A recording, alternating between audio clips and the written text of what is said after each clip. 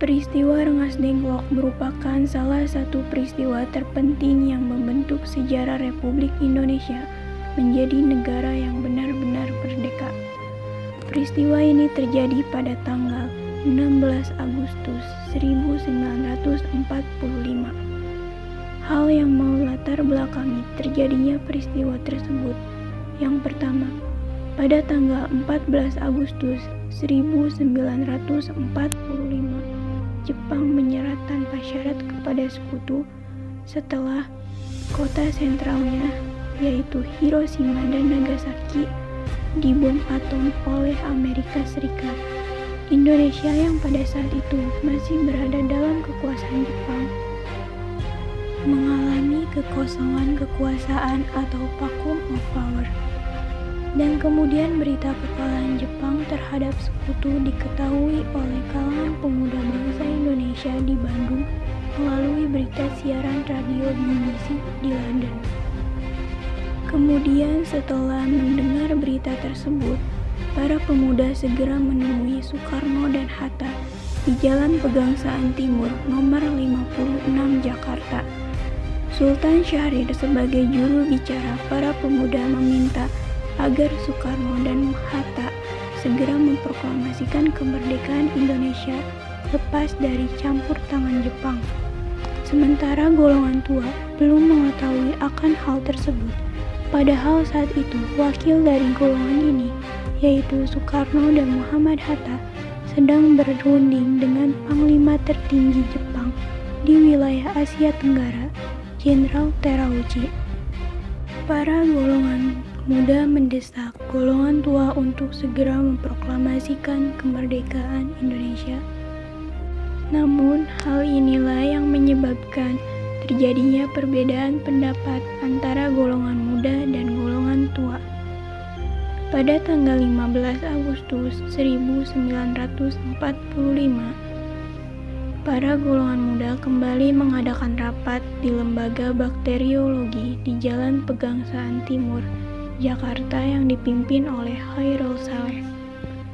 Akhirnya berdasarkan keputusan rapat pada tanggal 16 Agustus 1945, Soekarno dan Hatta beserta Ibu Fatmawati dan putranya yang masih bayi dibawa ke Rengas Dengklok agar tidak terpengaruh oleh Jepang. Karena perbedaan pendapat inilah yang kemudian menjadi latar belakang kedua dari peristiwa Rengas Dengklok. Alasan Rengas Dengklok dipilih sebagai tempat pengasingan Soekarno dan Hatta karena letak wilayahnya yang jauh dari Jakarta. Dan Rengas Dengklok merupakan salah satu wilayah yang berada di kota Karawang, yang merupakan markas besar dari organisasi yang dibentuk oleh Jepang, yaitu PETA atau Pembela Tanah Air, yang berisikan para pemuda Indonesia yang siap mengamankan Soekarno. Oleh karena itulah, para golongan muda berpendapat bahwa Jepang tidak akan berani memasuki wilayah ini karena wilayah ini merupakan wilayah mereka, dan jika Jepang datang menyerang, mereka tidak akan segan-segan untuk menyerang kembali Jepang. Dan alasan kedua yaitu agar Soekarno dan Hatta tidak terpengaruh oleh Jepang, karena Soekarno masih memegang teguh janji Jepang yang menjanjikan kemerdekaan Indonesia pada tanggal 24 Agustus 1945. Karena hal inilah, para pemuda berinisiatif untuk mengamankan Soekarno dan Hatta agar tidak terpengaruh oleh pihak Jepang dan dapat melaksanakan proklamasi kemerdekaan Indonesia dengan secepatnya. Ketidakberadaan Soekarno dan Hatta di Jakarta membuat anggota golongan tua lainnya, yaitu Ahmad Subarjo, untuk mencari keberadaan kedua orang tersebut. Akhirnya para golongan tua pun tahu kalau rekannya tersebut diculik oleh para golongan muda, sehingga dilakukanlah perundingan antara golongan tua yang diwakili oleh Ahmad Subarjo dan golongan muda yang diwakili oleh Wikana. Hasil pertemuan tersebut, keduanya menyatakan sepakat untuk segera memproklamasikan kemerdekaan bangsa Indonesia. Kesepakatan itu tidak lepas dari syarat tertentu. Pertama, golongan tua menuntut golongan muda untuk membawa kembali Soekarno dan Hatta kembali ke Jakarta. Kesepakatan yang kedua yaitu golongan muda yang menuntut untuk dilakukannya pembacaan proklamasi kemerdekaan Indonesia tanpa ada campur tangan dari pihak Jepang. Pada akhirnya, anggota tua yang diwakili oleh Yusuf Kunto dan Ahmad Subarjo menjemput Soekarno dan Hatta ke Rengas Dengklok didampingi oleh Sudiro. Naskah proklamasi pertama kalinya disusun di rumah Jau Kisong.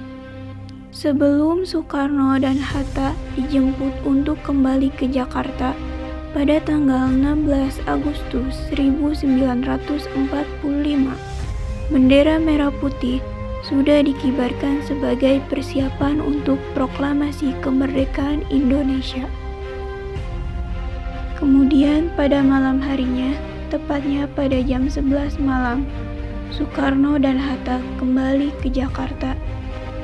Setelah kembali ke Jakarta, naskah proklamasi yang sempat disusun di Rengas Dengklok kemudian disempurnakan oleh Soekarno, Muhammad Hatta, dan Ahmad Subarjo di rumah Laksamana Tadashi Maeda yang disaksikan oleh Sukarni, Sudiro, dan BM Dia. Setelah naskah yang sudah dibuat itu kemudian diserahkan kepada Sayuti Melik untuk diketik. Kemudian pada keesokan harinya, tepat pada tanggal 17 Agustus 1945, tepat pada pukul 10 waktu Indonesia bagian Barat, upacara proklamasi kemerdekaan Indonesia dilakukan. Pembacaan teks proklamasi dilakukan di rumah Soekarno yang berada di Jalan Pegangsaan Timur, nomor 56 yang sekarang dijadikan sebagai monumen proklamasi.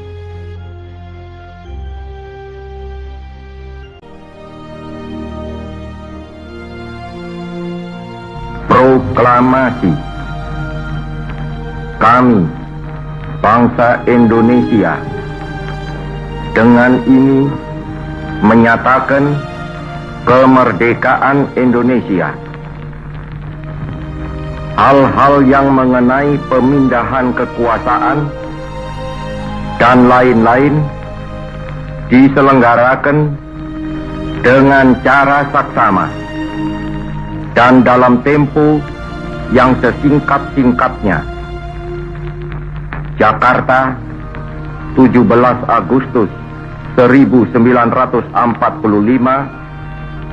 atas nama bangsa Indonesia, Soekarno, Hatta.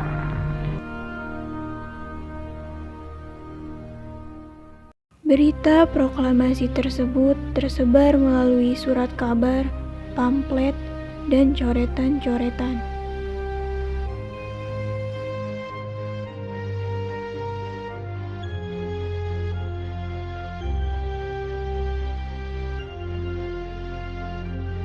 Tokoh utama dalam peristiwa Rengas Dengklok ini terdiri dari Soekarno, Muhammad Hatta, Ahmad Subarjo, Khairul Saleh, Wikana, Sukarni, dan Dipa Nusantara Adit. Itulah beberapa hal yang dapat mendasari terjadinya peristiwa Rengas Dengklok. Sekian yang dapat saya sampaikan. Semoga videonya dapat bermanfaat dan sampai jumpa di video selanjutnya.